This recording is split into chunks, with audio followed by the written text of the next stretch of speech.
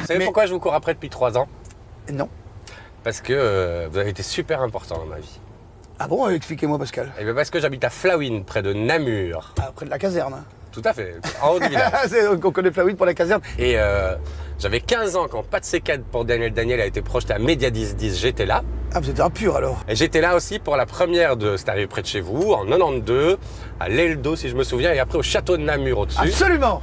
Et je me suis dit, merde, c'est possible. Et à cause et grâce à vous, à 17 ans, je me suis barré de chez vous, j'étais à Paris faire du théâtre. À cause de vous. Parce qu'il y avait un Namurois qui l'avait fait.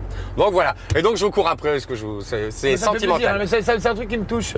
Parce que ça me touche beaucoup de me dire, au fond, si au moins C'est arrivé est un film particulier parce c'est plus un groupe de rock, à mes yeux, hein, bien qu'on fasse pas de musique, mais qu'un film. C'est une aventure de jeunes garçons qui se marraient et qui ont fait un film. Il est hors du cinéma, en ce sens, je trouve pas que c'est un grand film, en ce sens en termes de cinématographique, mais que c'est une grande histoire de la liberté de dire « Oh merde, on s'en fout ».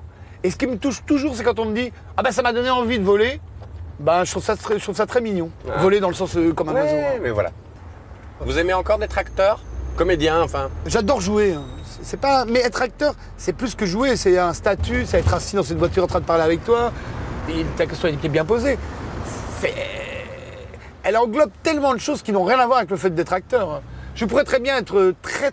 Regarde, je connais des acteurs, on préfère ne pas les avoir en promo.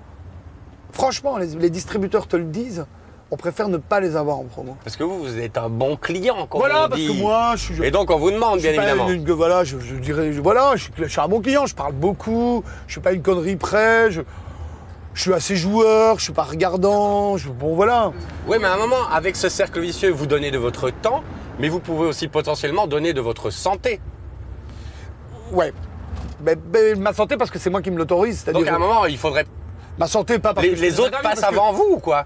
Non, c'est-à-dire que c'est un cercle vicieux. C'est-à-dire que ma santé, elle est mise en danger quand? Je vais te dire. À partir du moment où je ne dors plus, mais je ne dors plus parce que c'est organisé de manière quand même à ce que tu puisses dormir et on ne te demande pas de boire, hein, par exemple. Bon, par exemple, moi, c'est ce qui m'interdit, pas parce que c'est pas bien que je picole pendant les interviews. Mais quand vous rentrez dans votre chambre d'hôtel, c'est comme si quand vous avez joué au théâtre, quand vous avez fini une salle, vous dormez pas, vous avez une énergie qui est... Vous savez, vous avez été mis... Il n'y a rien à faire, vous êtes en représentation. Et donc, on vous demande de vous mettre dans un lit entre 2h et 8h. Ben non, vous allez rester au bar en disant « Enfin, je peux boire un verre ». Alors, vous restez au bar jusqu'à 3, 4. Ça, c'est pas eux qui sont responsables, c'est vous. Alors, à 4h, vous vous couchez, vous dormez pas bien. Et à 8h, on vous réveille, vous remontez dans un avion. Alors, vous le faites une fois, mais vous le faites pendant 12 jours. Ben, à la fin, vous n'avez qu'à regarder la fin de la promo. Par exemple, j'ai rigolé parce que tout le monde se fout de ma gueule avec ça. J'ai fait une interview où je dis... Et bon, ça a été titré en grand, je tire vers les purs. Et je l'ai dit, donc je l'assume pleinement. Mais après, c'est tous mes copains, toutes mes copines, et à juste titre, m'ont dit « Mais tu fermerais pas un peu ta gueule ?» Je dois l'avouer que depuis 3 semaines, je dis chaque fois oh « Non, t'as pas tort. » Et j'ai dit aussi une connerie du genre... Mais en même temps, je l'ai dit, je la pense.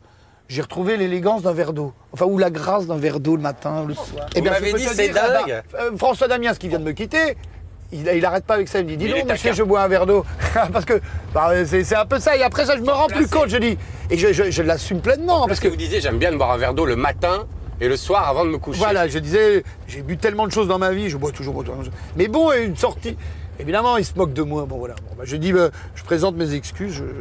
Mais évidemment, comment voulais-tu que les gens me... Enfin, les gens, forcément, une sortie de son contexte, tu le lis à 7h du matin. Et tu dis, le connard, il découvre le verre d'eau. Tu dis, bon. Et tous mes potes, évidemment, je me chambre comme. Il me dit, tu découvres le verre d'eau, je t'ai quitté à 4h du matin, t'avais la gueule dans le fond du verre. Excuse-moi, je dis, bon, évidemment, un homme est fait de paradoxes et de contradictions. Donc, mais bon, forcément, j'ai tendu la corde pour me pendre. Voilà. Je ferais mieux de fermer ma gueule. Mais est-ce que vous faites passer quand même très souvent, et c'est très bien de votre part, mais est-ce que vous faites souvent passer les autres avant vous? Non. De peur d'être jugé par eux? Non, j'ai pas la peur. Non. Je n'aime pas décevoir. Et par exemple, j'ai le même rap. C'est pour ça que je n'aime pas.